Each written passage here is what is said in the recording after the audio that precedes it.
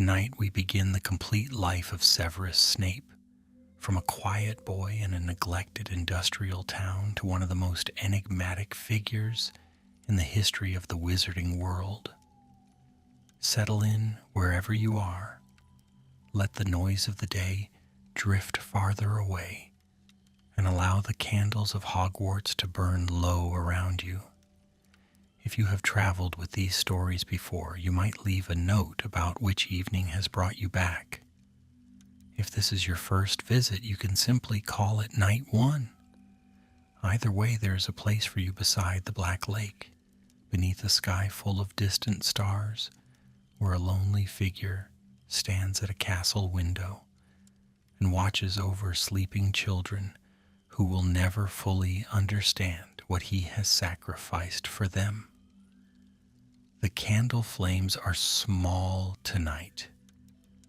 They flicker against ancient stone walls high above the grounds of Hogwarts School of Witchcraft and Wizardry. Beyond the glass stretches the darkness of the Scottish Highlands, broken only by moonlight glimmering across the surface of the lake. Somewhere in the castle, portraits murmur in their frames. Far below, the giant squid drifts through cold water. The students sleep behind thick oak doors and velvet hangings, yet one man remains awake. Professor Severus Snape, dressed in black robes that seem almost part of the darkness itself, stands alone. To the children who know him, he is stern, unpleasant, intimidating. To history, he will become something far more complicated. But before he was a professor, before he was a spy, before he carried secrets capable of changing the fate of 2 wars, he was simply a boy born far from magic's great halls. How did a child raised amid poverty, loneliness, and bitterness become one of the most gifted wizards of his age? The answer begins on January 9th, 1960, when Severus Snape was born in the industrial town of Cokeworth. Rowling later revealed that his home was located in Spinner's End, a grim row of brick houses standing near a polluted river and abandoned mills. The contrast with Hogwarts could hardly be greater. Smoke hung over the town. Factories dominated the horizon. The streets carried the weary atmosphere of a place whose best days had already passed. Severus lived there with his mother, Eileen Prince, a witch descended from an old magical family, and his father, Tobias Snape, a muggle whose relationship with his wife appears strained throughout the memories Harry Potter later witnesses in the Pensieve. One of the most revealing scenes in the prince's tale lasts only moments. Young Severus watches from the bushes as 2 sisters play in a nearby park. Yet before that memory even begins, small details have already shaped his life. Eileen Prince attended Hogwarts decades earlier and was sorted into Slytherin House. Her surname would remain deeply important to her son. In adulthood, he would call himself the Half-Blood Prince, drawing the title from his mixed magical heritage and from his mother's maiden name. The choice tells you something important. Severus never calls himself the Half-Blood Snape. He reaches instead toward the magical side of his family, as though searching for an identity stronger than the one provided by Spinner's End. Harry later witnesses flashes of domestic life through Snape's memories. Tobias Snape shouts. Eileen appears withdrawn and unhappy. Their small sitting room feels cramped and joyless. Rowling never gives a complete account of their marriage, which leaves room for careful interpretation.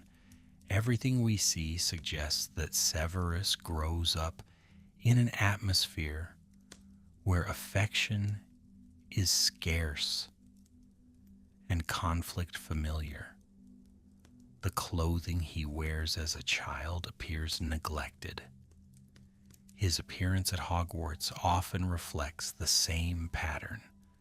James Potter and Sirius Black mock him for many things during their school years, but underlying those insults is a visible social divide.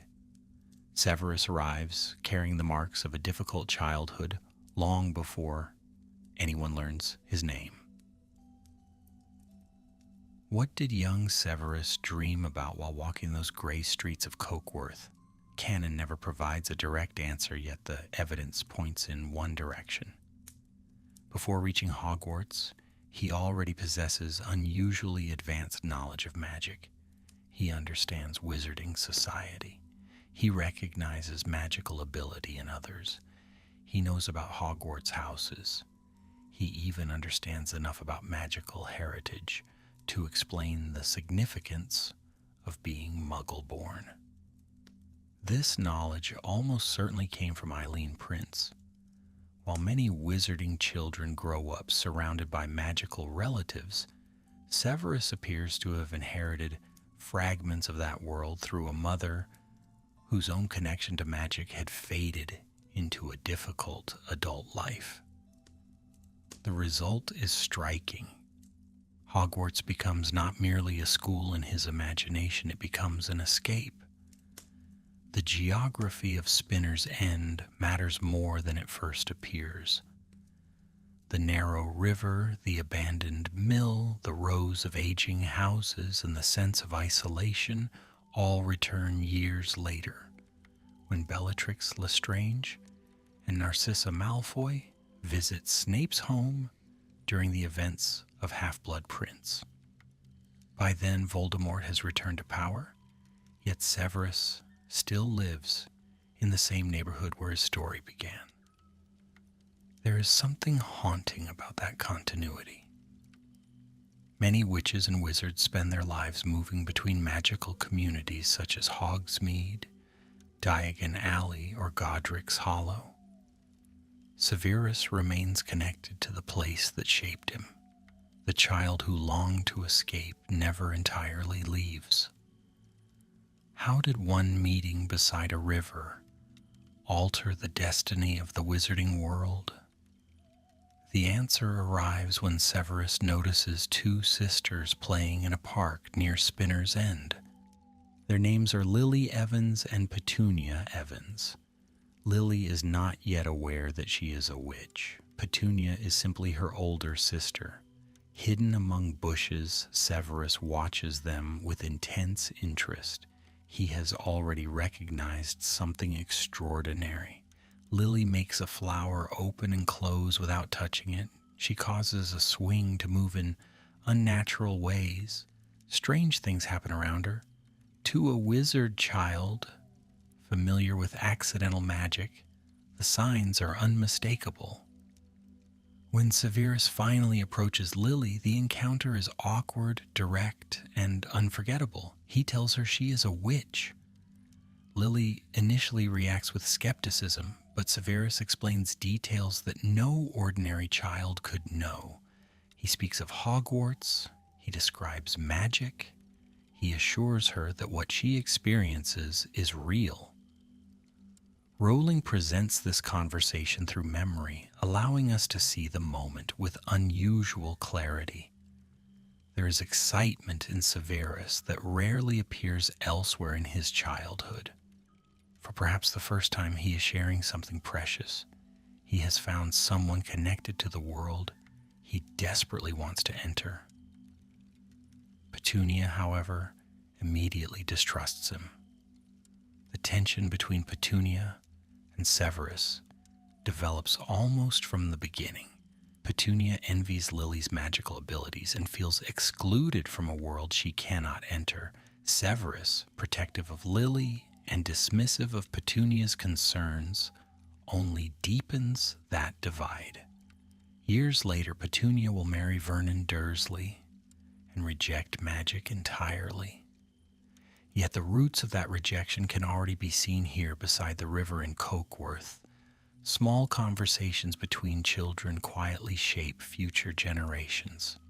Harry Potter's aunt, the future guardian of Privet Drive, begins forming her attitude toward magic in the same place where Severus begins forming the most important relationship of his life. Lily and Severus soon become close friends. They spend time together before ever setting foot inside Hogwarts.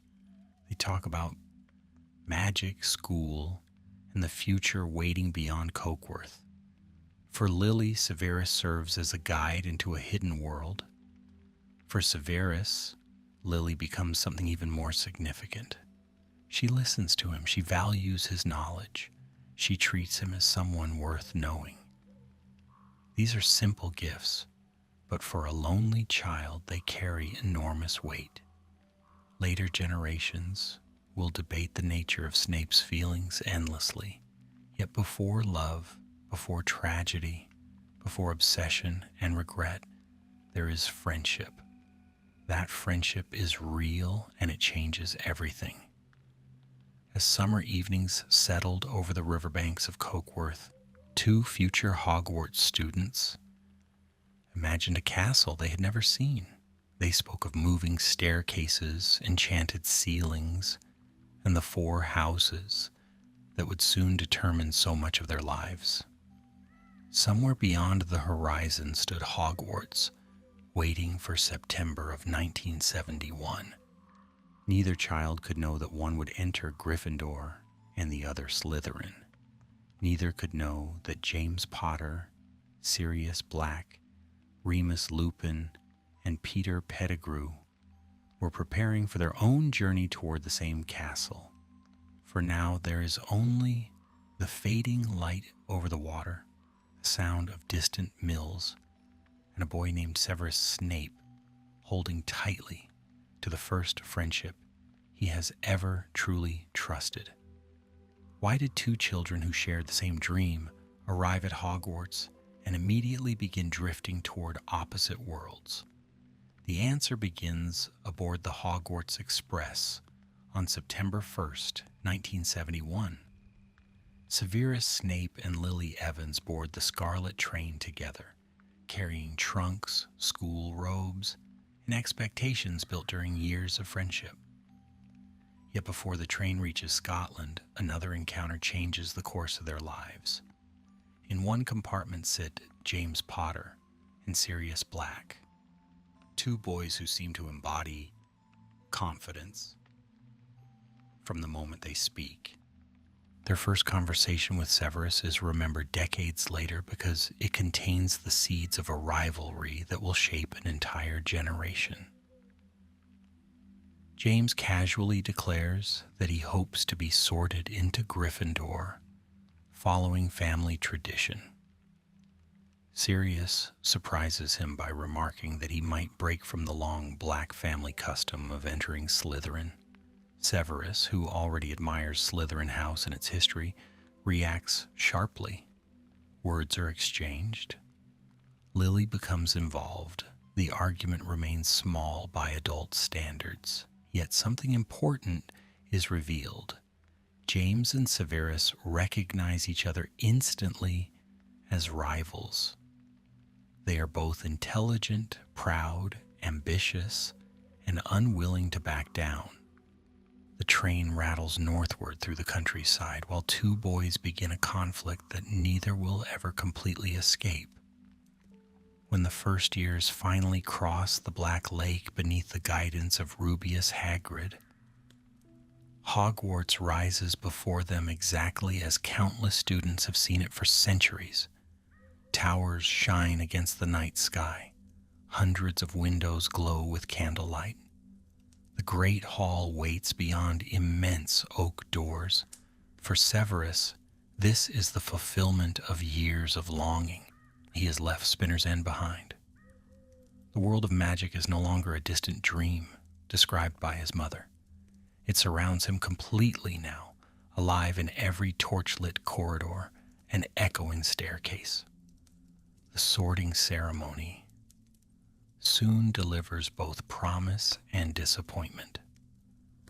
Lily Evans is sorted into Gryffindor. Severus Snape enters Slytherin.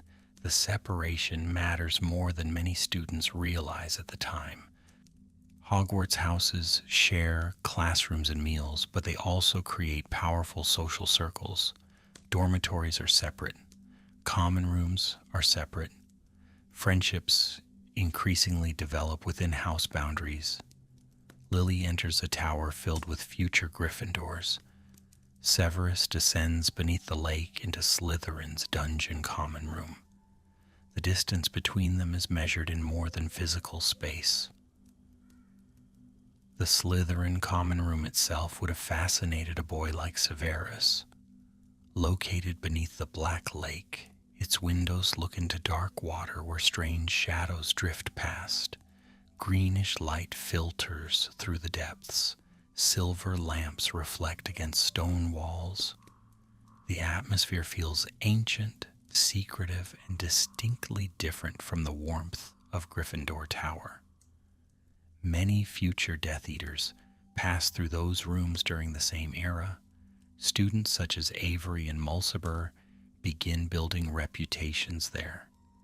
Yet at 11 years old, Severus likely sees something simpler. He sees belonging. Why did Hogwarts become both the happiest and most painful place in Severus Snape's life? The answer lies in what happened during the years that followed. By every indication, Severus quickly proves himself to be exceptionally talented. Potions in particular become his domain. While other students memorize instructions, Severus studies underlying principles. He learns not merely how recipes function, but why they function. Decades later, Harry Potter discovers the evidence preserved inside an old advanced potion-making textbook. The margins overflow with handwritten improvements, corrections, and innovations created by a student who understood potion craft at a remarkable level. That textbook eventually bears the signature, the Half-Blood Prince. Harry initially imagines the mysterious prince to be an unknown wizard of great renown. The truth is more impressive. The author is a teenage Severus Snape. He modifies brewing techniques. He improves potion outcomes. He identifies shortcuts that standard educational texts fail to recognize. One altered instruction transforms an ordinary draft of living death into a nearly perfect brew. The achievement reveals not only intelligence, but originality. Severus is not simply learning magic, he is actively refining it. Potions are not his only interest. During his school years, Severus creates original spells that remain in use long afterward. Levicorpus, a nonverbal jinx that suspends victims upside down by their ankles, becomes popular enough that even students outside his circle begin using it. Muffliato fills nearby ears with an indistinct buzzing sound. Langlock magically attaches a person's tongue to the roof of their mouth. Most disturbing of all is Sectum Sempra, a curse designed for enemies that causes deep, slashing wounds. Harry later uses it unknowingly against Draco Malfoy, nearly killing him. The existence of Sectum Sempra raises difficult questions. What experiences led a teenager to invent magic of such violence? The answer may lie partly in the social environment surrounding him.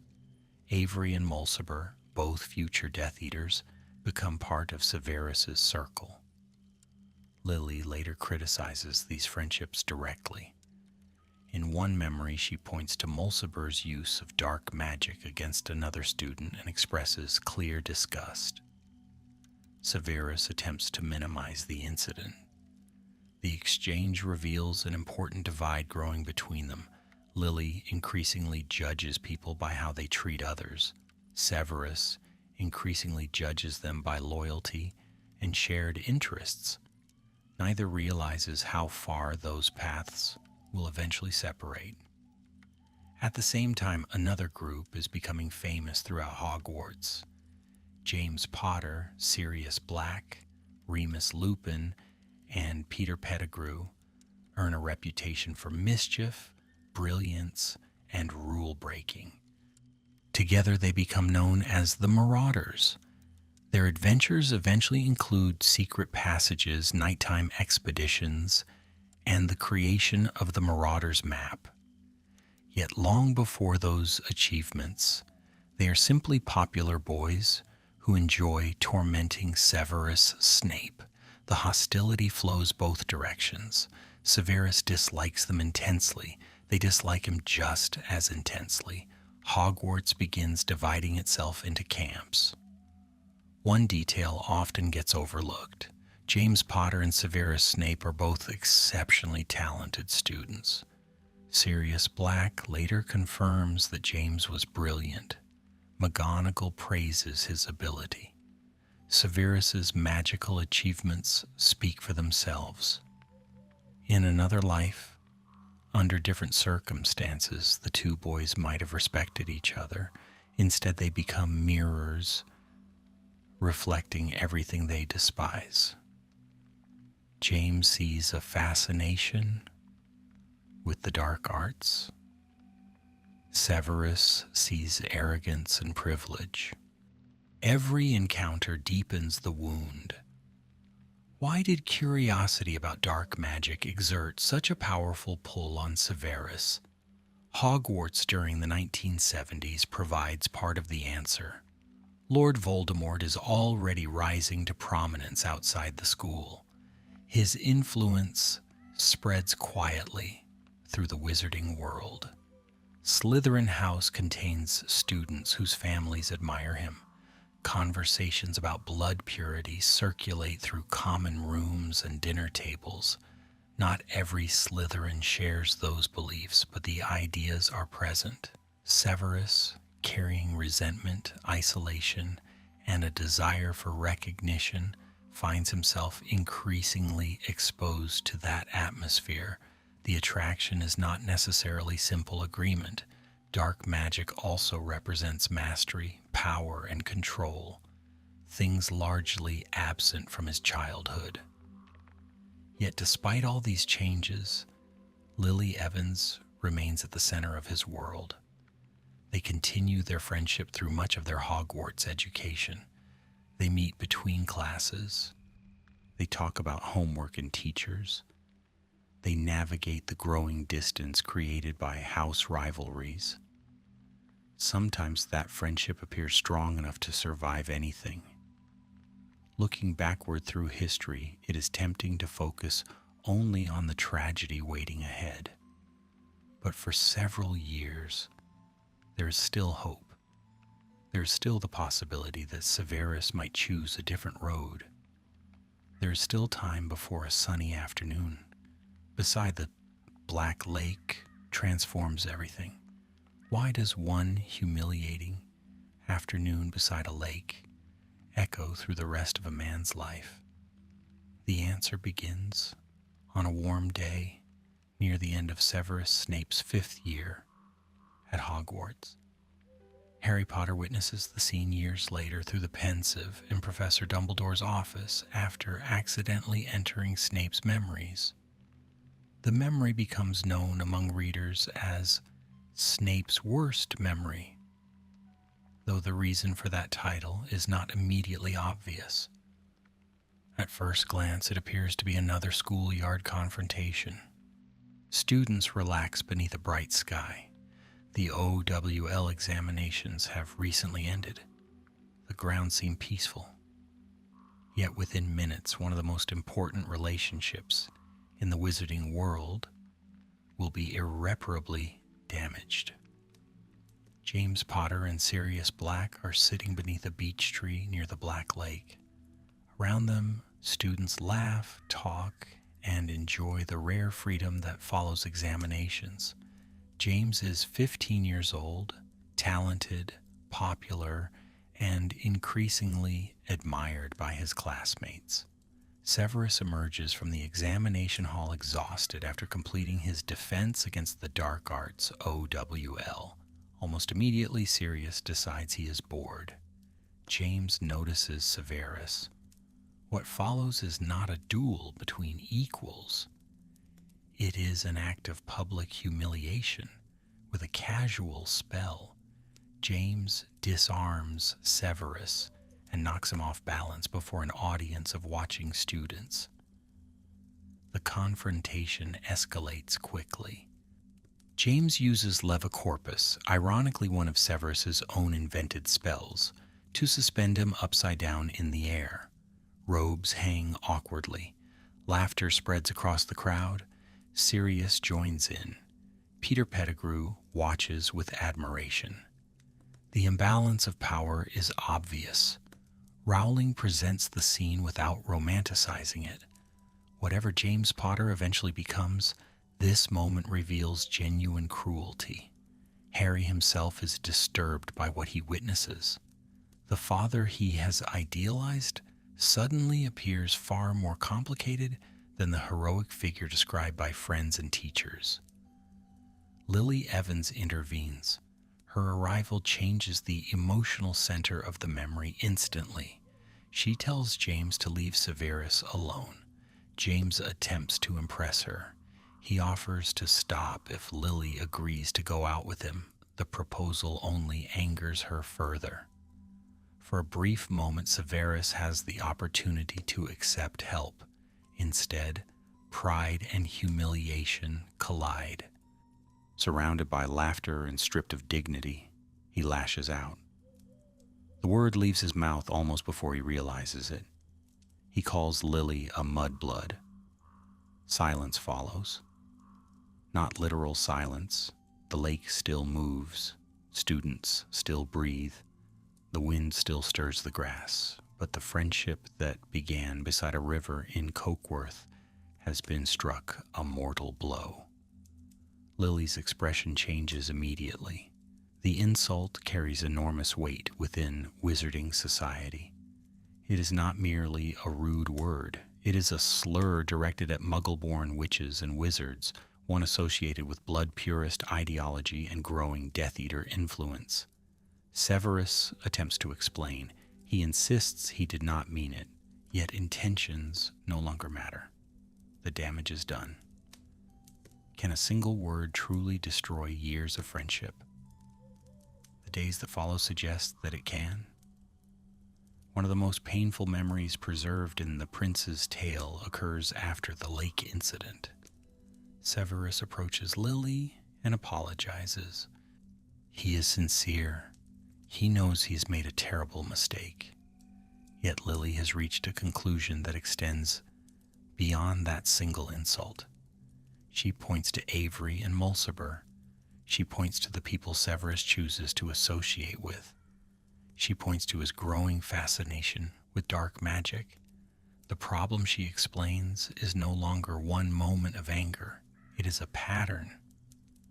Lily's argument is difficult for Severus to answer because it is rooted in observable facts. Mulciber has used dark magic against fellow students. Avery is moving within circles increasingly sympathetic to Voldemort's ideas. Severus continues defending them. He insists that others exaggerate their actions. Lily sees the situation differently. She recognizes that the values surrounding Severus are changing. Her disappointment feels deeper than anger. She is watching someone she once trusted become someone she no longer understands.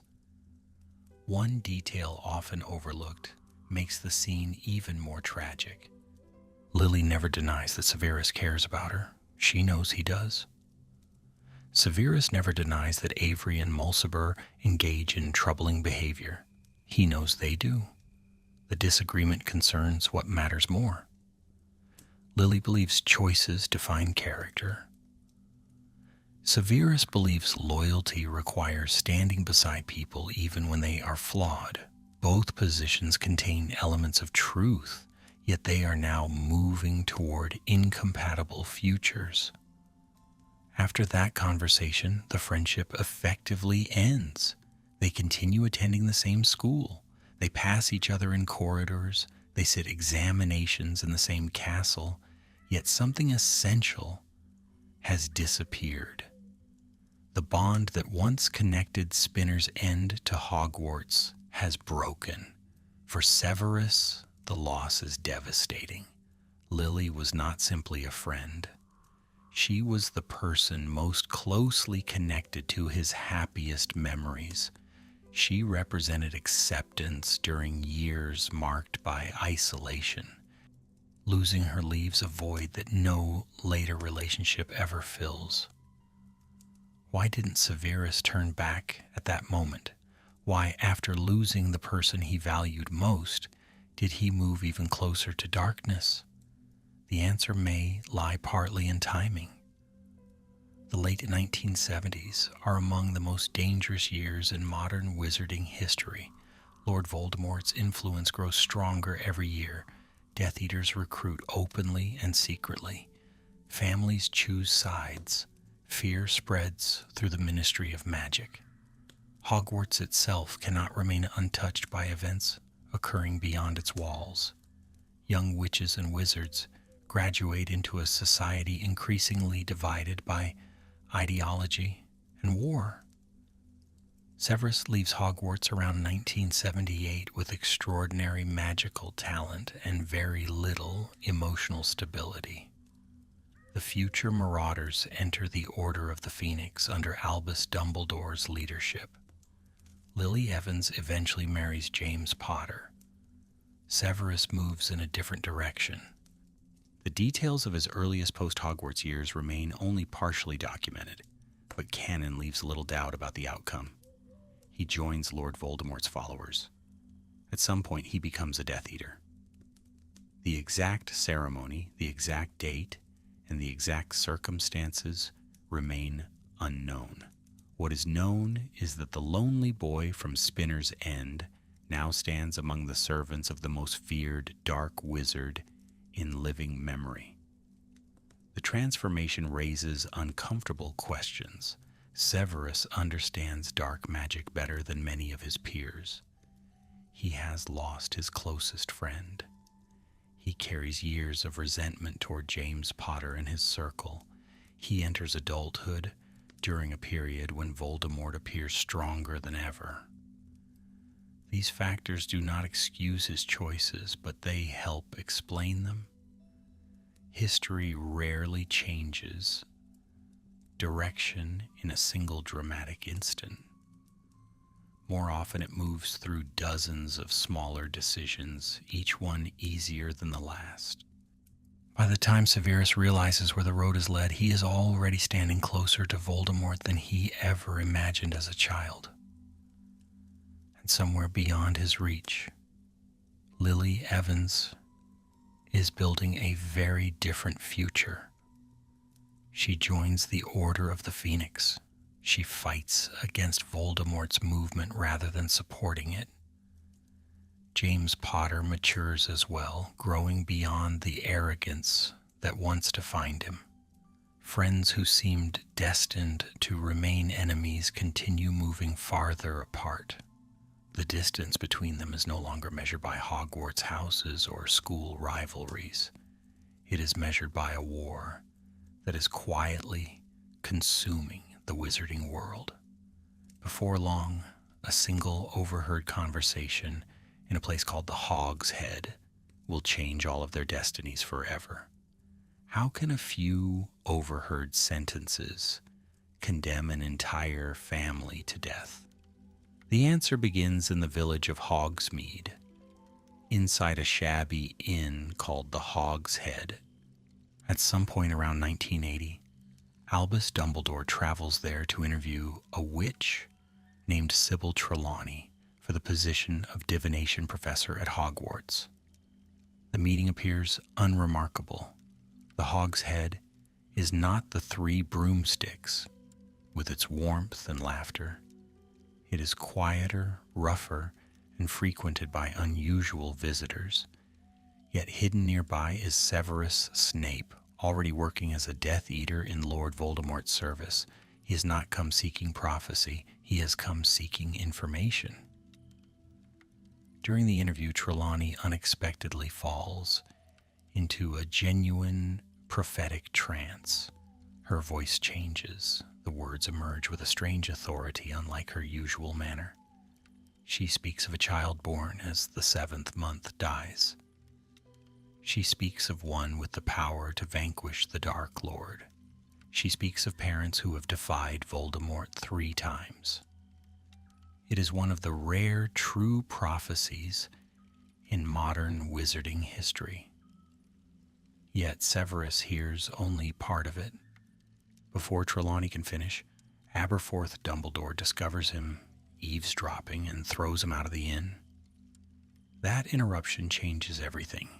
Snape never hears the prophecy's final portion. He never learns the complete wording.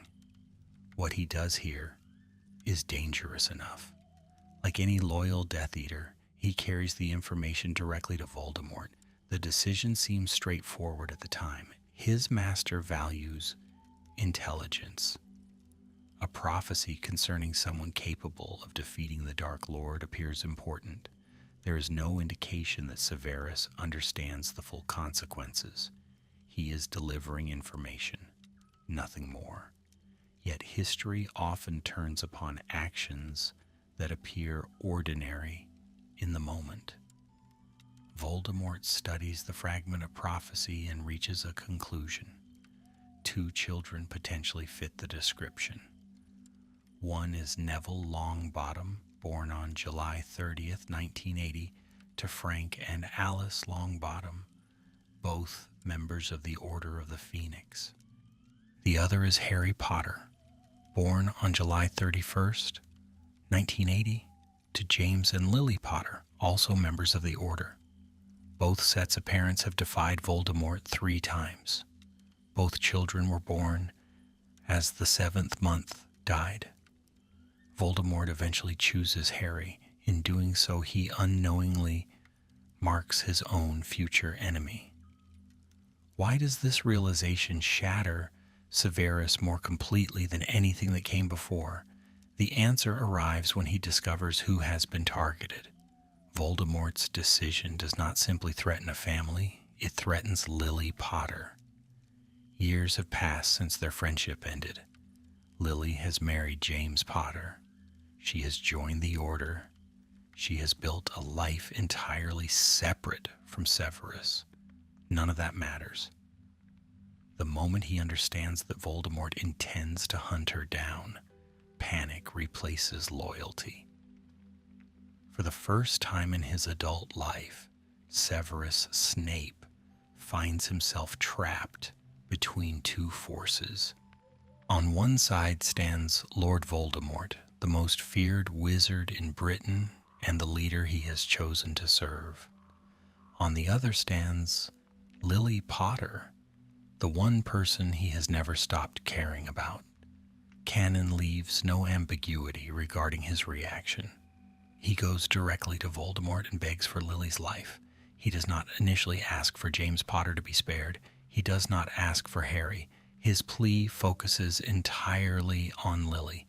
The request reveals both the depth and the limitation of his love. Voldemort appears willing to consider the request. Years later, during the events at Godric's Hollow, he offers Lily multiple chances to step aside.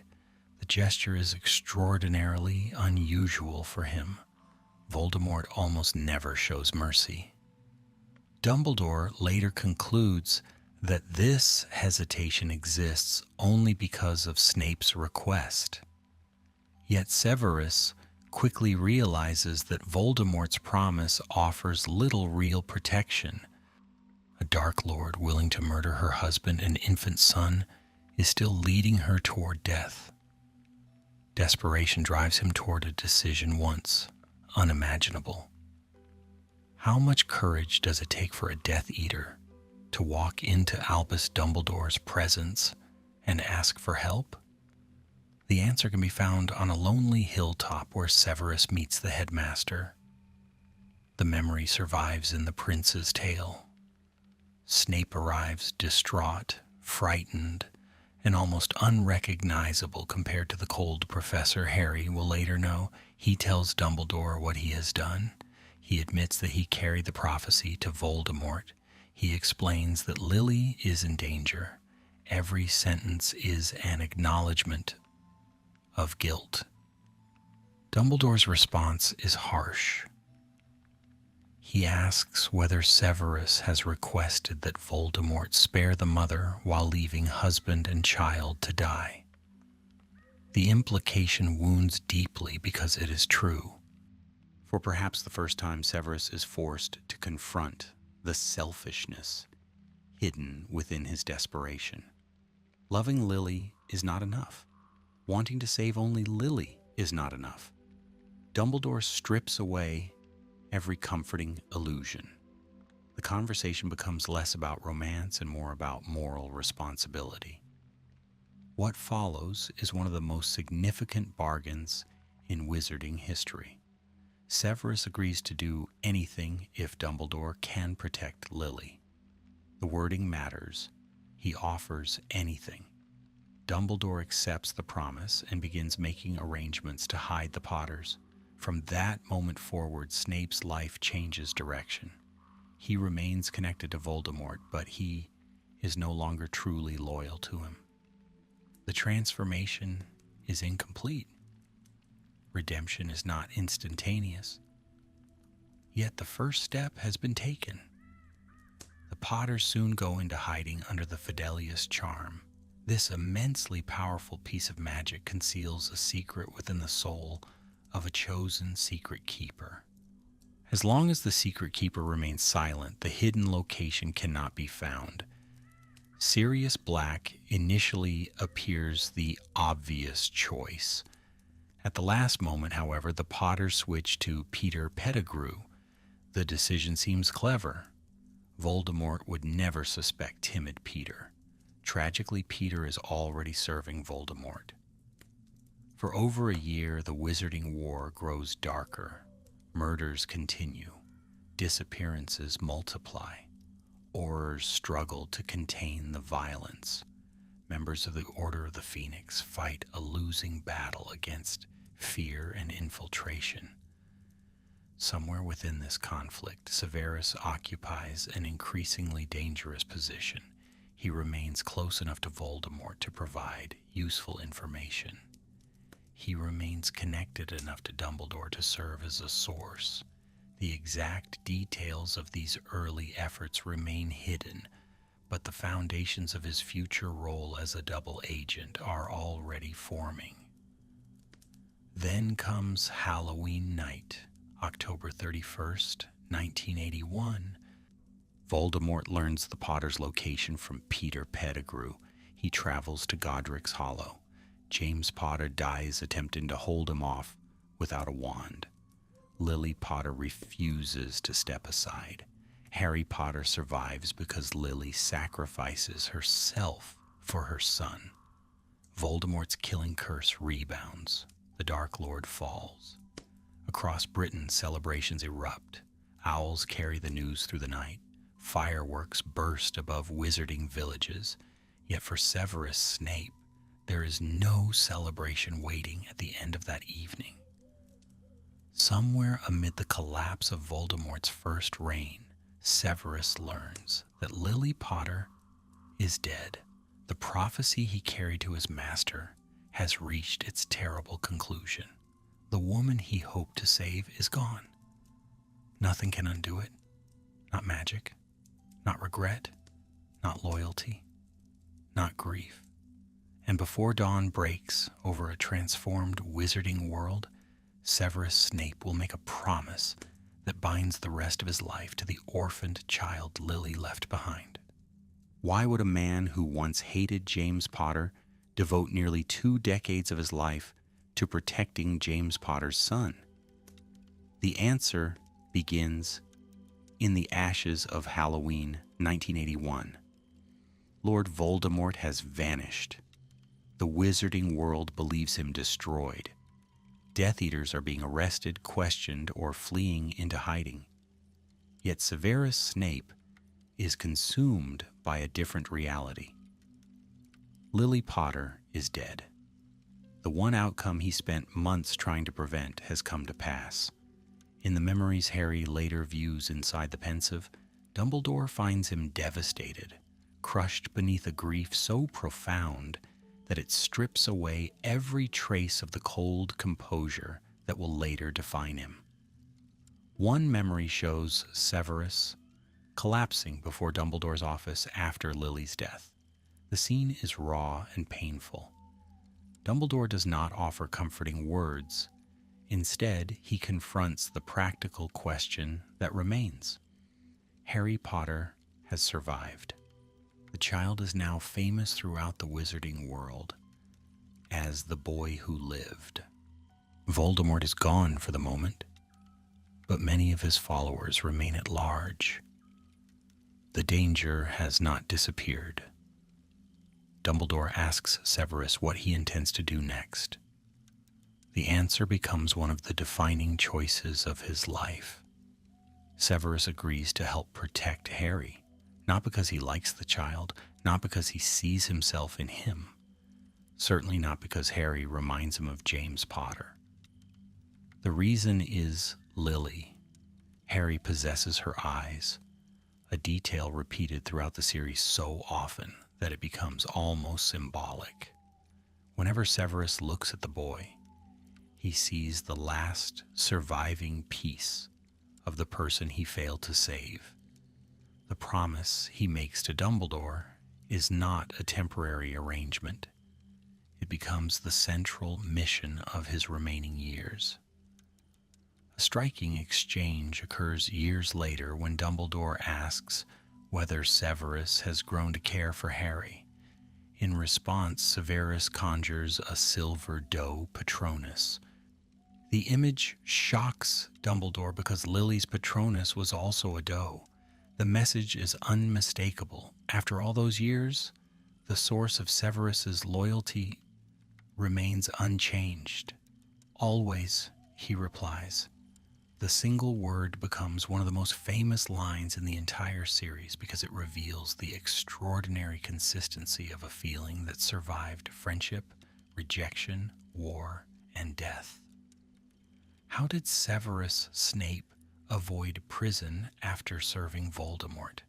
The answer lies largely with Albus Dumbledore.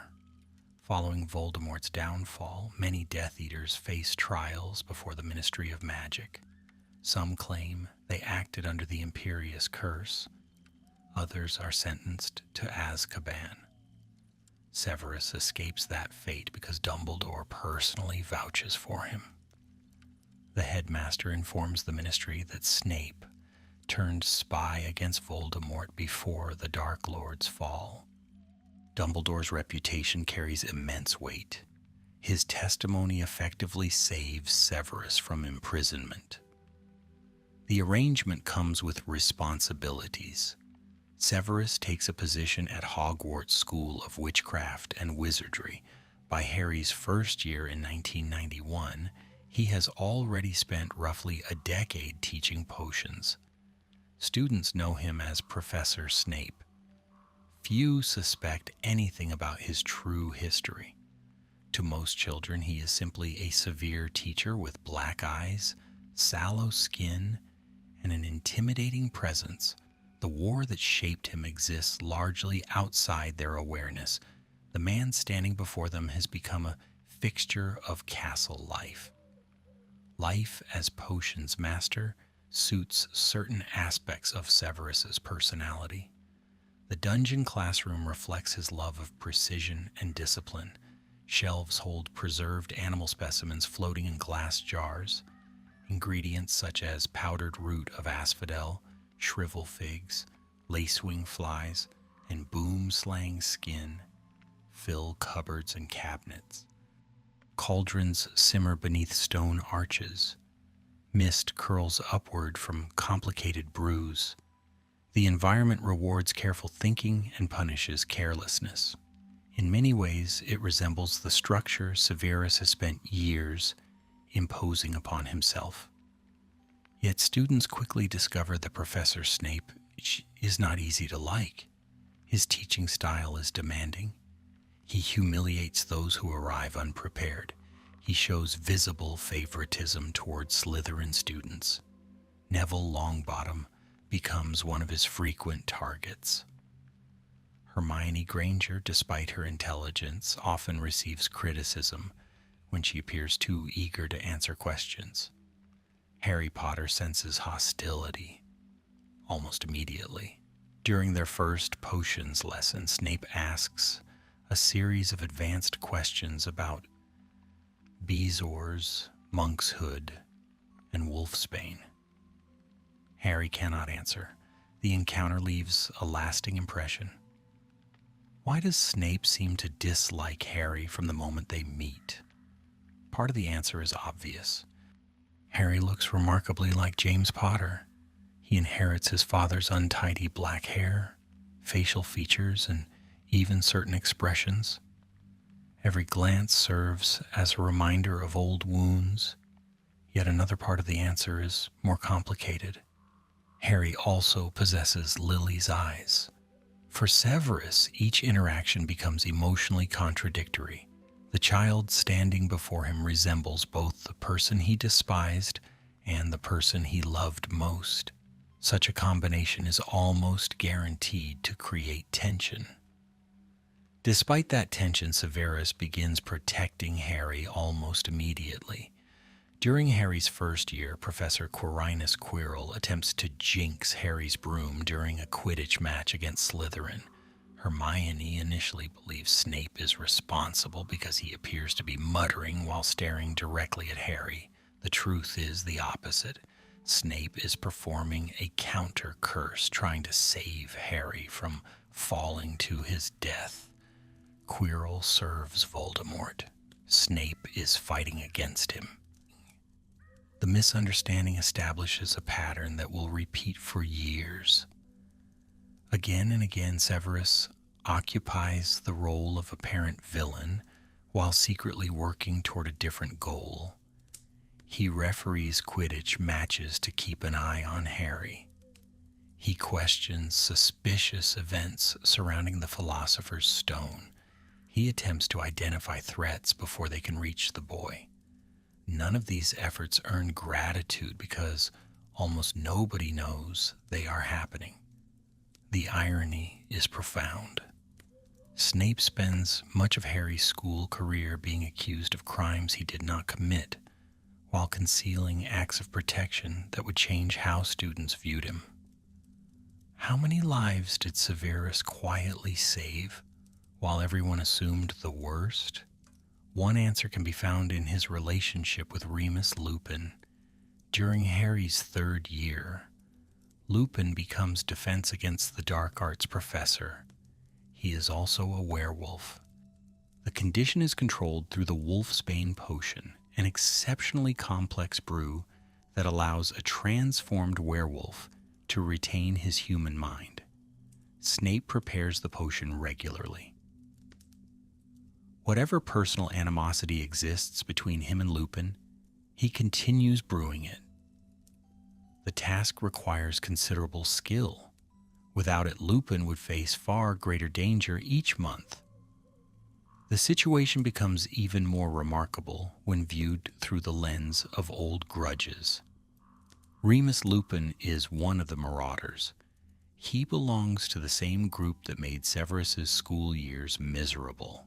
Worse still, a prank orchestrated by Sirius Black nearly exposed Severus to Lupin during a werewolf transformation when they were students. James Potter intervened and prevented catastrophe, but the trauma remained. Yet years later, Snape still brews the Wolfsbane potion. He still performs his duty. Personal bitterness does not stop him from doing what is necessary. By the early 1990s, Hogwarts sees only a strict professor stalking through dungeon corridors. Students whisper when he passes. They fear detentions in his classroom. They assume they understand him. Few realize that every day he walks through those halls, carrying memories of Lily Potter, obligations to Albus Dumbledore, and secrets linked to a war most children barely remember. Fewer still realize that Voldemort is not truly gone. Far away, hidden and weakened, the Dark Lord still exists. And when he finally begins to rise again, Severus Snape will be asked to undertake a role far more dangerous than teaching potions. How do you convince the most dangerous legilimens in the world that you never betrayed him? The answer begins when Lord Voldemort starts his return to power. During Harry Potter's first 3 years at Hogwarts, Voldemort exists in a weakened state. He shares Professor Quirrell's body during the events surrounding the Philosopher's Stone. He later hides in forests and remote locations, sustained by dark magic and the loyalty of a few followers. Then, on the night of June 24th, 1995, everything changes. In the graveyard of Little Hangleton, Voldemort regains a physical body using Harry's blood, the bone of Tom Riddle Sr., and the sacrificed hand of Peter Pettigrew. The Second Wizarding War has begun. For Severus Snape, Voldemort's return creates an immediate crisis. For years he has lived as a trusted member of Dumbledore's inner circle, yet he was once a Death Eater. Voldemort expects old followers to return to him. Some arrive quickly, others hesitate. Severus faces an impossible task. He must re-enter Voldemort's service without exposing himself as a spy. Failure means torture and death. Success means living under constant suspicion while serving two masters whose goals are completely opposed. One of the most extraordinary achievements in the series receives surprisingly little attention. Severus succeeds. Voldemort, a wizard capable of penetrating minds through legilimency, accepts him back into the fold. This is not because Voldemort becomes trusting. It is because Severus is exceptionally skilled at occlumency, the magical discipline used to shield thoughts and memories. While many wizards struggle with basic mental defense, Snape masters it to a level few can match. He constructs barriers within his mind so effectively that even Voldemort cannot fully penetrate them. Dumbledore later confirms that Snape returns to Voldemort on his orders. The risks are immense. Every conversation becomes dangerous. Every report must contain enough truth to remain convincing while withholding information that could endanger the Order of the Phoenix. Severus begins walking a narrow path between two worlds. Death Eaters see him as one of their own. Members of the Order know him as Dumbledore's agent. Neither side fully understands how much pressure that position creates. Why did Dumbledore trust Severus more than almost anyone else? The answer puzzled many characters during the series. Serious Black questions that Harry questions that even members of the Order occasionally express uncertainty. Yet Dumbledore never wavers. Again and again he insists that his trust in Snape is complete. The headmaster rarely explains himself. Instead, he relies on knowledge hidden from nearly everyone around him. He understands the role Lily Potter's death plays in Severus's choices. More importantly, he understands that guilt can become a powerful source of commitment. Trust between the two men does not mean agreement. Dumbledore and Snape frequently argue. Their conversations in The Prince's Tale reveal disagreements about Harry, strategy, and morality. Snape is often blunt, where Dumbledore is patient. Dumbledore thinks in decades. Snape focuses on immediate realities. Yet despite these differences, they function as partners in a struggle that spans years. Each possesses information the other needs. Each understands the stakes involved. Their alliance becomes one of the hidden foundations supporting resistance against Voldemort. A revealing example appears during Harry's 5th year. Voldemort begins exploiting the mental connection created when his failed killing curse rebounded in 1981. Through that connection, Harry experiences visions linked to Voldemort's thoughts and emotions. Dumbledore decides Harry must learn occlumency. The task falls to Severus Snape. The choice is logical. Few people understand mental defense better, yet emotionally it is disastrous. The lessons quickly become hostile. Harry resents Snape. Snape struggles to remain patient. During each session, Snape uses legilimency to penetrate Harry's mind while teaching him resistance techniques. Memories flash between them. Embarrassing moments surface. Painful experiences emerge. The process requires trust neither participant possesses. Eventually, Harry glimpses Snape's memories, including fragments of his difficult childhood. The intrusion enrages Severus and effectively ends the lessons. The failure proves costly.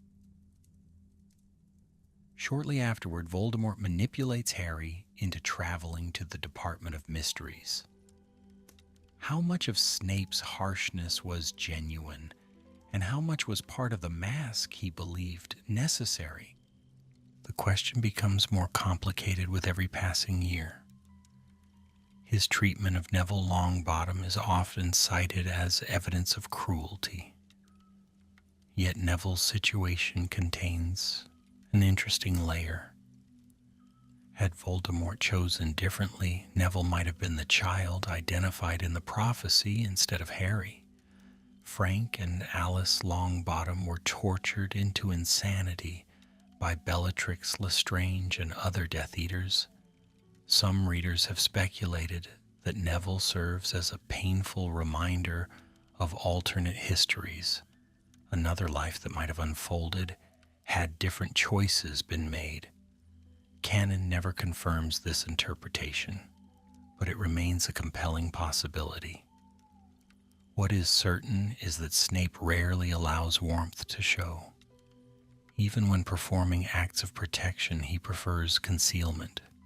He insults, he intimidates, he deducts house points. Students see the surface and assume it tells the whole story. The reality beneath remains hidden. In many ways, Severus has spent so long wearing masks that he no longer knows how to remove them. Teacher, spy, former Death Eater, trusted ally, apparent villain, each role overlaps with the others until separating them becomes difficult. By Harry's 6th year, the war has entered a darker phase. Death Eater attacks increase. The Ministry of Magic finally acknowledges Voldemort's return after the battle in the Department of Mysteries. Fear spreads through Britain. Families disappear, newspapers report deaths and disappearances with growing frequency. Hogwarts remains open, but the sense of safety surrounding the castle begins to erode. Students arrive carrying stories of attacks on relatives and neighbors. The shadow of war once again stretches across the wizarding world. Then, during the summer before 6th year, 2 visitors arrive at Spinner's End. One is Bellatrix Lestrange, Voldemort's most fanatically devoted follower. The other is Narcissa Malfoy, desperate and frightened. Draco Malfoy has received a mission from Voldemort. The task is nearly impossible. Failure will likely mean death. Narcissa believes only one person might be able to help her son. She turns to Severus Snape. The meeting that follows changes the trajectory of the entire war. Bellatrix openly questions Snape's loyalty. She lists incidents that appear suspicious. Why did he remain at Hogwarts under Dumbledore's protection? Why did he not help capture Harry Potter? Why did Voldemort trust him at all? Snape answers every accusation calmly. He explains his actions with remarkable precision. Whether Bellatrix is convinced hardly matters. Narcissa has come for a different reason. Standing in a dark sitting room at Spinner's End, Narcissa asks Severus to make an unbreakable vow. The magical contract is among the most dangerous forms of oath in the wizarding world. If broken, it results in death. Narcissa demands that Snape protect Draco. More than that, she demands that if Draco fails in the mission assigned by Voldemort, Snape must complete it himself. Bellatrix serves as bonder. Silver fire wraps around clasped hands. The vow is sealed. At that moment, Severus commits himself to a future whose full implications remain hidden from almost everyone. Even readers encountering the story for the first time rarely understand what is truly happening. The oath appears reckless. It appears fatal. Yet far away at Hogwarts, Albus Dumbledore already knows something about his own future that no one else suspects. Deep beneath a ring, once belonging to Marvolo Gaunt, a curse is slowly spreading through his body. And before another school year ends, Severus Snape will be asked to perform the most terrible duty of his life. Why would Albus Dumbledore deliberately arrange his own death? The answer begins not on the astronomy tower, but with a ring. During the events preceding Harry Potter's 6th year, Dumbledore discovers a Horcrux hidden within the ruined Gaunt shack. The object is Marvolo Gaunt's ring, once owned by the family of Salazar Slytherin. Embedded within it is the Resurrection Stone, one of the 3 legendary Deathly Hallows. Dumbledore, despite all his wisdom, makes a mistake. Overcome by the temptation to see his dead family again, he puts on the ring. The curse placed upon it immediately begins spreading through his body. The curse is devastating. By the time Dumbledore reaches Severus Snape, it is already consuming his hand. The blackened flesh resembles something dead rather than living. Under ordinary circumstances, the curse would kill him quickly. Yet Severus performs an extraordinary feat of magical skill. He cannot remove the curse entirely, but he manages to contain it. The spreading corruption slows. Dumbledore gains perhaps a year of life instead of days. The achievement is remarkable, even by Snape's standards. Few healers or curse breakers could have accomplished as much. The victory comes with grim news. Dumbledore understands that the curse will eventually kill him. His death is no longer a possibility, but a certainty.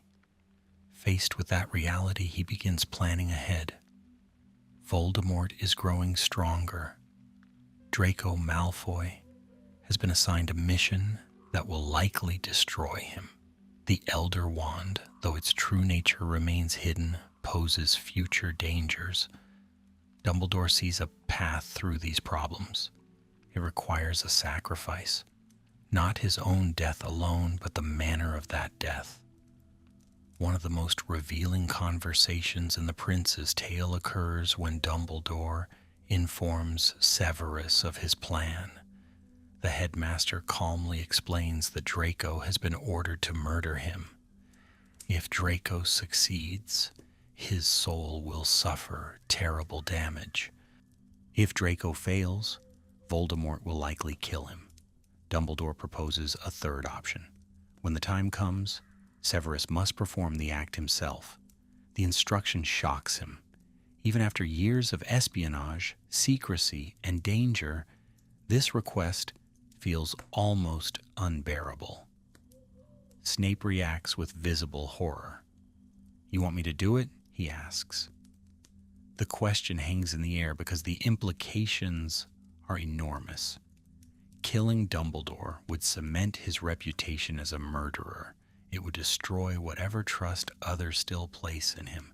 It would make him appear completely loyal to Voldemort. Yet Dumbledore insists. He argues that his death is already approaching. Better that it serve a purpose. Better that Draco's soul remain intact. Better that Voldemort continue believing Snape is his faithful servant. Why does Severus agree? Partly because he understands the strategic necessity, partly because Dumbledore asks it of him, but another factor matters as well. Throughout his adult life, Severus has repeatedly accepted burdens that isolate him from others. Protecting Harry required secrecy. Spying required deception. This new task represents the ultimate extension of that pattern. He will be hated for an act performed in service of a cause almost nobody understands. The irony is brutal. The man who spends years seeking redemption must commit a deed that appears unforgivable. Meanwhile, Draco Malfoy struggles under the weight of Voldemort's assignment. Throughout Harry's 6th year, Draco works desperately to create a path into Hogwarts. He repairs a vanishing cabinet hidden within the Room of Requirement, linking it to another cabinet in Borgin and Burke's. He nearly kills Katie Bell using a cursed necklace. He accidentally poisons Ron Weasley with mead intended for Dumbledore. These incidents reveal a frightened teenager rather than a hardened killer. Draco is trying to survive, not prove his cruelty. Severus repeatedly attempts to help him. The unbreakable vow demands it. More importantly, Dumbledore wishes Draco protected, yet Draco refuses assistance. Pride, fear, and desperation push him onward. He wants to complete the mission himself. He wants to prove something to Voldemort and perhaps to his own family. Each failure increases the pressure. By the spring of 1997, events are accelerating toward a confrontation no one can avoid. How close did Voldemort come to victory on the night Dumbledore died? The answer unfolds atop the Astronomy Tower. After retrieving what he believes to be a Horcrux from a cave by the sea, Dumbledore returns to Hogwarts weakened and exhausted. He and Harry arrive through magical flight, landing atop the tower. Moments later, Death Eaters enter the castle using the repaired vanishing cabinet. Draco finally corners Dumbledore. His wand is raised. The mission appears complete. Yet Draco cannot do it. Standing before an old man whose wandless magic still radiates authority, he hesitates. Dumbledore speaks calmly. He offers protection. He offers understanding. He points out that murder is more difficult than Draco imagined. The conversation stretches precious seconds into something larger. Readers expecting a dramatic duel instead witness a battle within a teenager's conscience. Draco's hand trembles. His resolve begins to collapse. Then the Death Eaters arrive. Fenrir Greyback enters. Amicus and Alecto Caro enter. Other followers of Voldemort crowd the tower. The opportunity is slipping away. At last, Severus Snape appears. Dumbledore looks directly at him and says, "Severus, please." For years, readers debated the meaning of that single word. Was Dumbledore begging for mercy? Was he pleading for help? The truth revealed later is even more tragic. He is asking Severus to honor their agreement. The killing curse strikes. Green light floods the tower. Albus Dumbledore falls backward from the battlements and dies. Across Hogwarts, chaos erupts. Harry witnesses the scene from beneath Dumbledore's body-bind curse, unable to intervene. Students and teachers pursue the fleeing Death Eaters through corridors and across the grounds. In the confusion, Severus appears exactly what Voldemort wanted him to appear, the murderer of the greatest wizard of the age. Why doesn't Snape kill Harry when he finally has the chance? The answer emerges during the pursuit that follows. Harry chases him across the grounds, enraged and grieving. Spell after spell flies through the darkness. Harry attempts Cruciatus. He attempts various jinxes and hexes. Snape easily deflects them, yet he never seriously retaliates. He protects himself. He criticizes Harry's technique. He even reveals with a flash of wounded pride that he is the half-blood prince, but he does not kill the boy. Then Severus disappears into the night alongside the Death Eaters. To the wizarding world, his betrayal seems complete. Members of the Order are devastated. Hogwarts mourns. Harry hates him more than ever.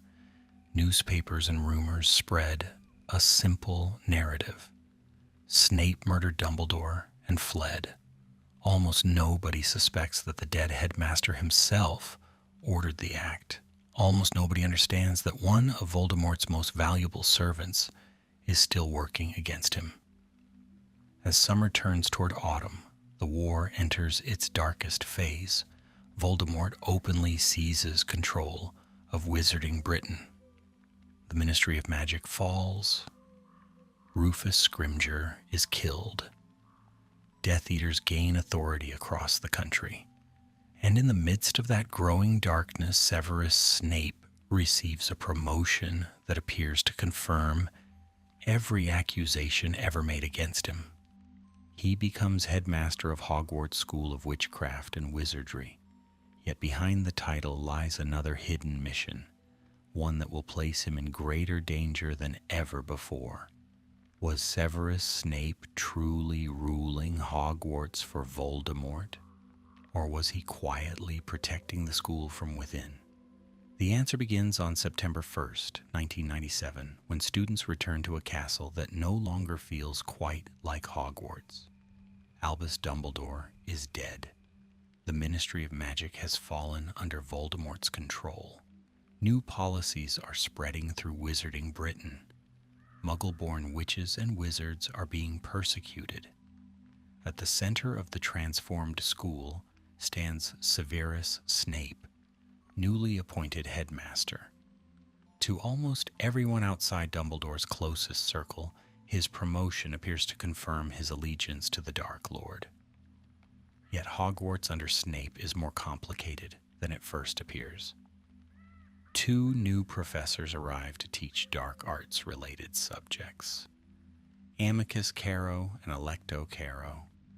Amicus teaches what is effectively dark arts rather than defense against the dark arts. Alecto teaches Muggle studies, but her lessons consist largely of anti-Muggle propaganda. Students are punished harshly. Fear becomes part of daily life.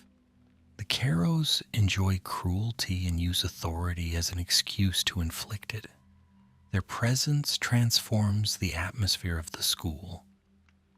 Despite his position as headmaster, Snape does not operate with unlimited freedom. Voldemort expects results. Death Eaters watch one another constantly. The Caros answer directly to the regime. Every action carries risk. Yet several details suggest that Snape quietly limits the damage whenever possible. Students who might have suffered far worse punishments often receive detentions instead. The Caros repeatedly express frustration. Punishments remain severe, but there is evidence that Snape acts as a barrier between Voldemort's followers and the children under his care. One particularly telling example involves Neville Longbottom, Ginny Weasley, and Luna Lovegood, The three students attempt to steal the sword of Gryffindor from the headmaster's office. Under the Carrows, such resistance could easily have resulted in torture or imprisonment. Instead, the punishment consists of detention in the Forbidden Forest with Rubeus Hagrid. The detention is unpleasant, but it is survivable. Compared to what the Carrows might have preferred, it is remarkably restrained. Small decisions like these rarely attract attention, yet they reveal a pattern. Why does the Sword of Gryffindor become so important during this final year? The answer reaches back to Dumbledore's preparations before his death. The sword possesses unusual magical properties. It absorbs only substances that strengthen it. After destroying a basilisk in the Chamber of Secrets, it absorbs basilisk venom, making it one of the few objects capable of destroying Horcruxes. Dumbledore knows Harry will eventually need it. Voldemort does not. Severus, therefore, inherits another secret responsibility. When the Ministry attempts to transfer the genuine sword to Harry through Dumbledore's will, the plan fails. The Ministry claims the sword is a historical artifact that cannot legally be inherited. By this point, however, the sword displayed in Snape's office is not the real weapon. The authentic sword of Gryffindor has been hidden elsewhere. A replica rests in its place. Maintaining that deception becomes part of Snape's mission. Once again, he must protect information while pretending loyalty to the enemy. One of the most important moments of the entire war occurs far from Hogwarts. Harry, Ron, and Hermione are hiding in the Forest of Dean after abandoning their unsuccessful search for Horcruxes. They are cold, exhausted, and increasingly desperate. At precisely the right moment, a silver doe Patronus appears among the trees. The creature moves silently through moonlit snow, guiding Harry deeper into the forest. There, submerged beneath ice in a secluded pool, lies the sword of Gryffindor. The identity of the doe remains a mystery only briefly. Harry eventually realizes that it belongs to Severus Snape. The revelation carries enormous emotional weight because Lily Potter's Patronus took the same form. Years earlier, Dumbledore reacted with visible surprise when Snape produced the doe. Now the Patronus serves another purpose. It leads Harry toward a tool necessary for Voldemort's defeat. Without direct contact, without explanation, Snape helps the mission continue. The act embodies the peculiar nature of his life, essential, secret, and largely invisible. How long can a double agent survive when both sides are closing in? By the spring of 1998, the answer is becoming uncertain. Harry and his friends continue destroying Horcruxes. Voldemort grows increasingly unstable as pieces of his soul vanish one by one. The Dark Lord understands that something is wrong, even if he does not immediately identify the cause. Suspicion spreads through his ranks. The margin for error narrows. Severus remains outwardly successful, but danger is approaching from a direction he cannot fully anticipate. That danger emerges through the Elder Wand. Voldemort learns of the wand's existence and becomes obsessed with mastering it. He steals it from Dumbledore's tomb and begins using it, yet the wand does not perform as he expects. Its allegiance appears incomplete. Seeking an explanation, Voldemort studies its recent history. He reaches a conclusion that seems logical. Dumbledore possessed the Elder Wand. Snape killed Dumbledore. Therefore, Snape must be the wand's true master. The conclusion is wrong. Unknown to Voldemort, Draco Malfoy disarmed Dumbledore before Snape cast the killing curse atop the astronomy tower. Wand allegiance shifted at that moment. Later, Harry Potter disarmed Draco at Malfoy Manor, unknowingly becoming the wand's master himself. Yet Voldemort does not understand these details. He sees only one obstacle standing between himself and complete mastery of the Elder Wand. That obstacle is Severus Snape. Why does Voldemort choose such a strange method to kill him? The answer reveals the Dark Lord's misunderstanding of magical loyalty. Voldemort fears that using the Elder Wand directly against its supposed master could fail. Instead, he summons Snape to the Shrieking Shack. During the Battle of Hogwarts, outside, giants clash against defenders. Spells illuminate the night sky. The castle fights for survival. Inside the ramshackle building where so many secrets have converged over the years, Voldemort calmly explains his reasoning. Then he orders Nagini to attack. The great snake, enclosed within a magical protective sphere, strikes repeatedly. Snape suffers terrible wounds. Voldemort watches without emotion. Convinced that the Elder Wand will now belong fully to him, he departs for the castle grounds. He leaves Severus dying on the floor of the Shrieking Shack. It is a lonely end, far removed from the recognition or understanding that might have accompanied a hero's death. Yet fate has one final task waiting for him. As life slips away, Harry Potter enters the shack with Ron Weasley and Hermione Granger. For years, Harry has believed Severus to be a traitor, a murderer, and an enemy. Now he finds a dying man reaching not for a wand, not for revenge, but for memory. Silvery strands begin emerging from Snape's eyes, mouth, and wounds. He gathers them carefully. Then he places them into Harry's hands. The gesture is simple, the meaning is immense. At last, after decades of secrets, Severus Snape is about to tell the truth. Not through speeches, not through confessions, through memory itself. And when Harry carries those memories to the pensive, everything he thought he knew about the man called the Half-Blood Prince will change forever. Did anyone truly know Severus Snape before Harry Potter entered the pensive? The answer begins in the headmaster's office, where silver memories swirl through a stone basin and reveal a life hidden behind decades of silence. Harry has just left the Shrieking Shack, carrying the final gift of a dying man. Outside, the Battle of Hogwarts continues. Inside the pensive, time folds backward. One memory leads into another. Childhood, friendship, ambition, regret, loyalty, and sacrifice emerge piece by piece. The figure Harry believed he understood begins to disappear, replaced by someone far more complex. The memories start where so much of Snape's story began, beside Lily Evans.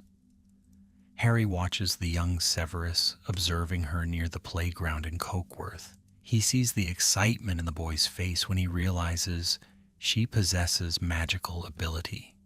He witnesses the conversations about Hogwarts magic and the future. For the first time, Harry experiences these moments not as stories, but as living events. The friendship is genuine, the affection is genuine, the loneliness of the young Severus is equally genuine. Every assumption that his feelings were invented after the fact collapses immediately. The pensive then reveals scenes Harry never imagined. He sees the difficult home at Spinner's End. He sees Tobias Snape's anger. He sees Eileen Prince's unhappiness. He sees a child carrying burdens long before Hogwarts offered escape. None of these memories excuse future mistakes. they do something more important. They provide context. The harsh professor who stalked dungeon corridors did not emerge from nowhere.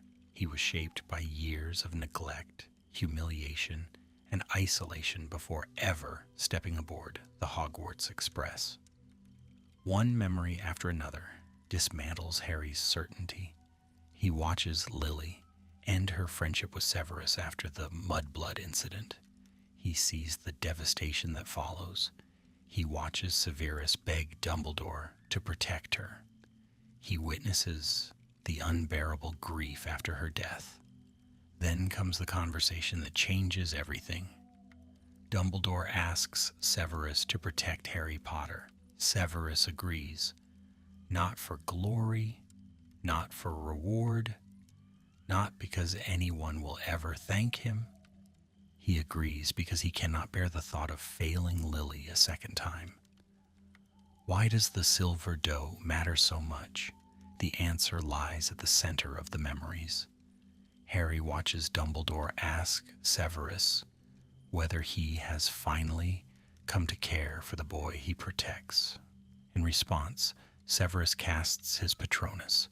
The doe emerges, shining with silver light. Dumbledore stares at it in astonishment. Years have passed since Lily's death, yet Snape's Patronus remains identical to hers. In the wizarding world, a Patronus can change shape through profound emotional experiences. The doe reveals that the defining force of Severus's life has never truly changed. The famous exchange that follows is remarkably brief. Dumbledore asks, "After all this time?" Severus answers with a single word, "Always." Readers often focus on the romance implied by the moment. Yet within the larger story, the word carries a broader meaning. It speaks of endurance. It speaks of promises kept long after they become painful. It speaks of loyalty maintained when every practical reason for maintaining it has disappeared. The word encapsulates nearly 2 decades of hidden service. The memories continue. Harry sees Severus working as Dumbledore's most trusted agent. He witnesses discussions about Horcruxes. He learns that Snape helped protect the real sword of Gryffindor. He sees Dumbledore explaining the curse from Marvolo Gaunt's ring. He watches the planning that led to the headmaster's death atop the astronomy tower. Perhaps most shocking of all, Harry learns that Dumbledore always expected him to face death. The fragment of Voldemort's soul attached to Harry would eventually need to be destroyed. Snape carried that knowledge for years. One memory is particularly painful. Severus reacts with fury when Dumbledore reveals that Harry must ultimately die. He accuses the headmaster of raising the boy like a pig for slaughter. The accusation demonstrates something many readers miss. Whatever his personal dislike of Harry, Severus does not view him as a disposable weapon.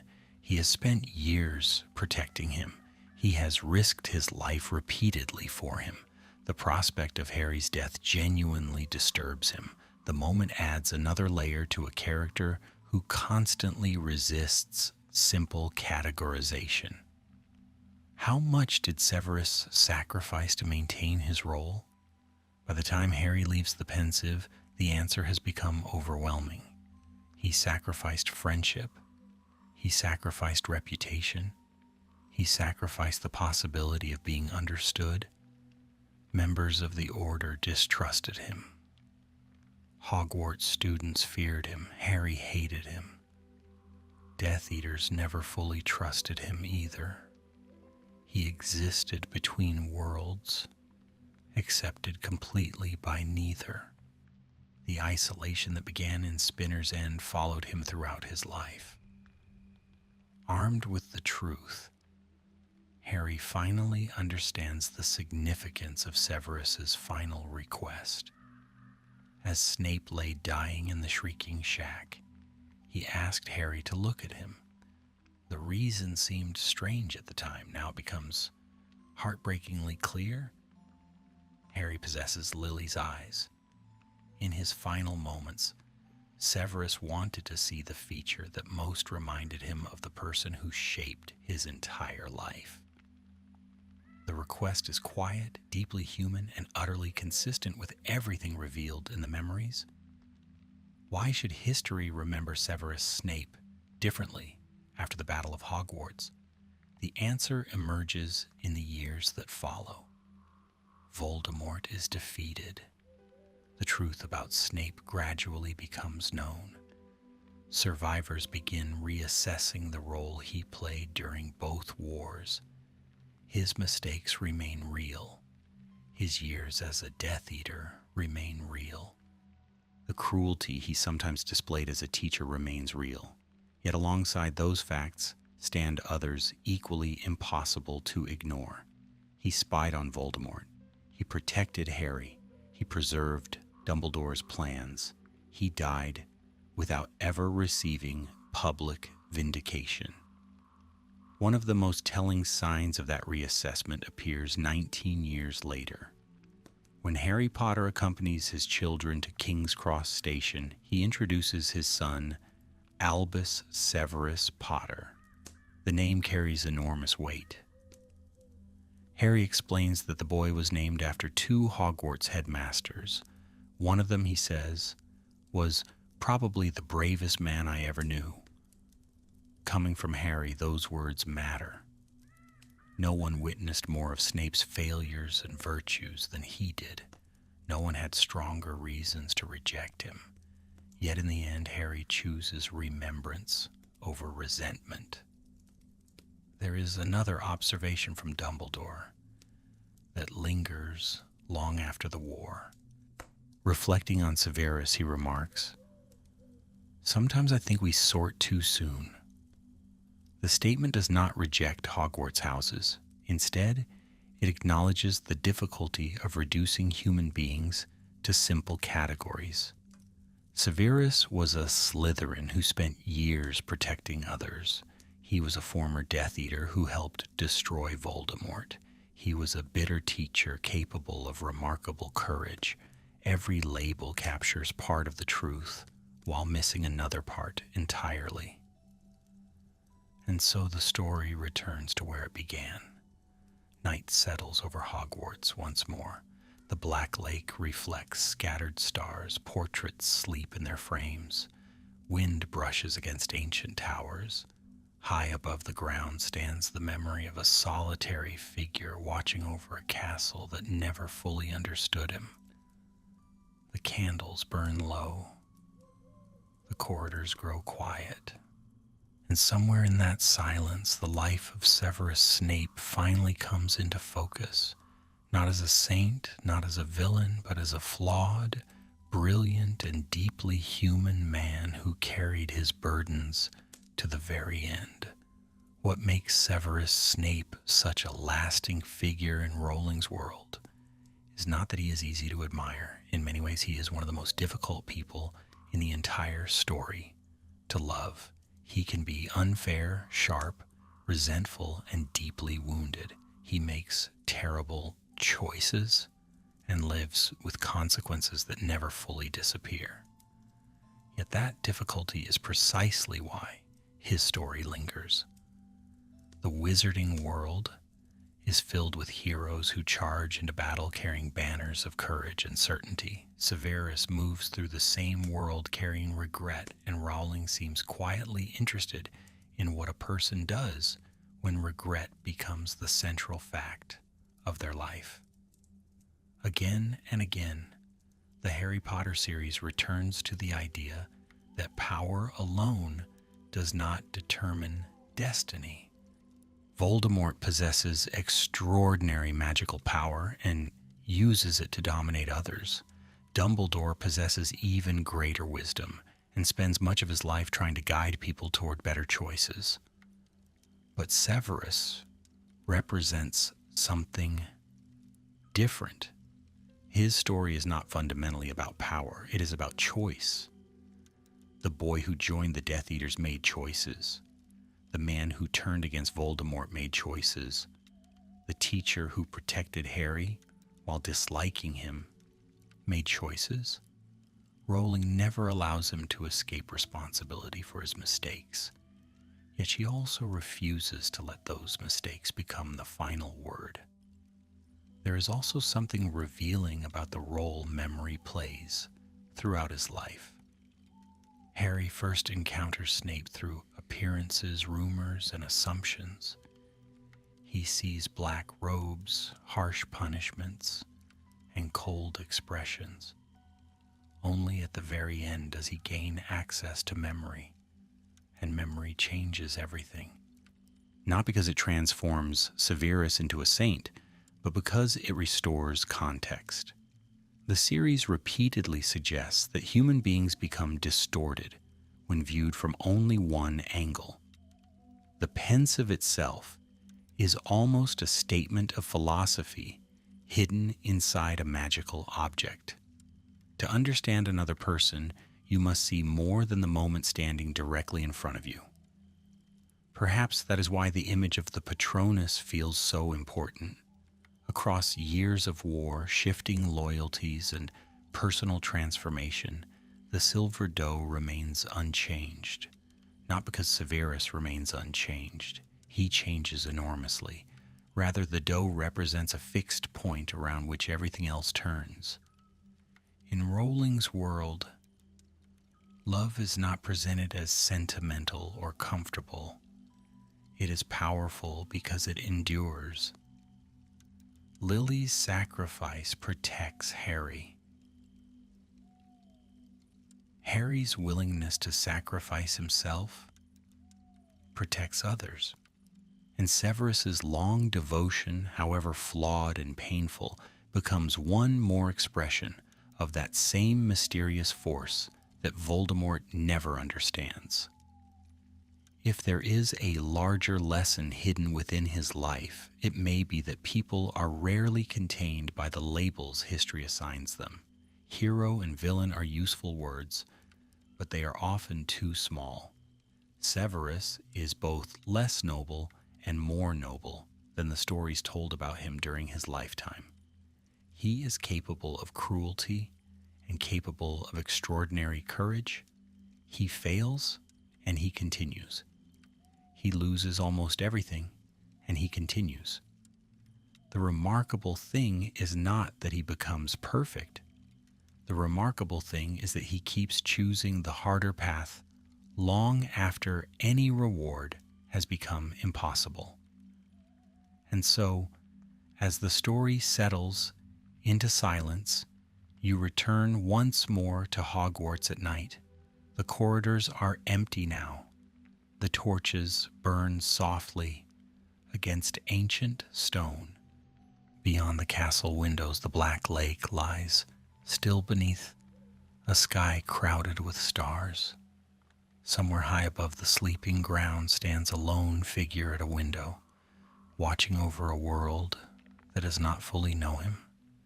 The candlelight flickers across dark robes.